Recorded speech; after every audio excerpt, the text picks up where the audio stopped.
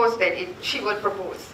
And she has also proposed that amendments to the Societies Act be done for civil societies registration and for the Legal Profession Act so that the Bar Council will also not be able to receive foreign funding. Or if they do, then it would be very strictly regulated.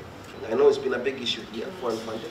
I devoted a whole report on this a few years ago, well before this crisis in Malaysia, looking at the concept of foreign funding and how that affects issues.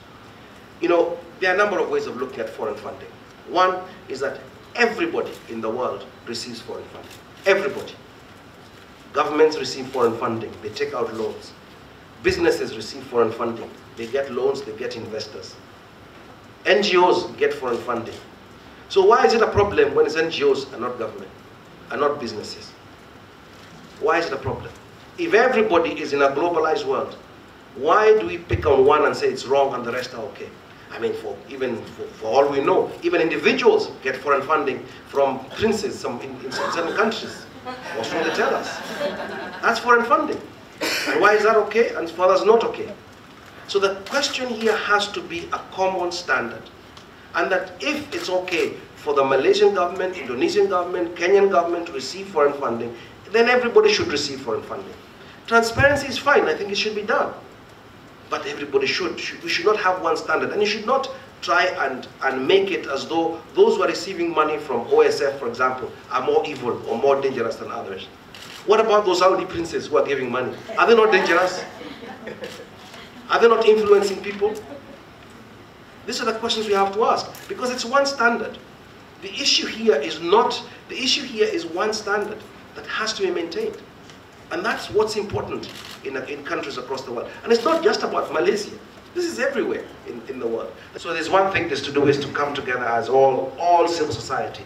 That this is not just about human rights. It should not be about Bar Council. It is a restriction of foreign funding. You cannot discriminate and say human rights cannot get foreign funding, but if you're doing religious work, you can get foreign funding. You know, because that's again, it's a civil society, and in a society, you know, you have got to have one standard. Because why do you discriminate against human rights, but you allow for money to come for religious work? So it's also going to be, it's not as easy as it sounds for governments. Because once you discriminate so obviously, and I'm assuming that Malaysian constitution has some anti-discriminatory clauses that then help in that way. So there are many ways of fighting. So, but coming together, all of you, I think, is important. Again, there's also this focus on Western funding, and Soros has become the bad guy. And I tell you that even in the US now, they're talking about Soros like he's the enemy since Trump came since Trump won the election.